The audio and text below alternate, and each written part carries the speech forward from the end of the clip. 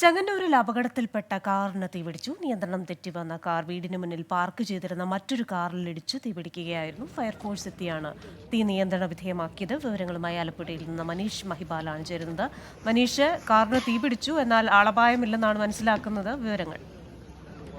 ക്രിസ്tina, ഇന്ന് ഉച്ചയ്ക്ക് ശേഷം 3 മണിയോടുകൂടിയാണ് ഈ അപകടം ഉണ്ടാകുന്നത്.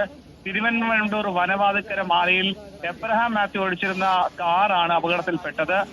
മണിക്കുട്ടൻ, അതായത് വനവാതിക്കരത്തിനുള്ള കരമനശ്ശേരിയിൽ മണിക്കുട്ടന്റെ വീട്ടുമുറ്റത്ത് പാർക്ക് ചെയ്തിരുന്ന സ്വിഫ്റ്റ് കാറിനാണ് ഈ കാർ ആദ്യം ഇടിച്ചത്. അതായത് ഈ വീടിന്റെ മതിൽക്കെട്ട് അടക്കം ഇടിച്ച് തകർത്താണ് കാറിൽ ഇടിക്കുകയും പിന്നീട് ഇടിയുടെ ആഘാതത്തിൽ കാർ ഷെഡിൽ നിന്നും കുറെ മുന്നിലേക്ക് ഉരുണ്ടുപോയി.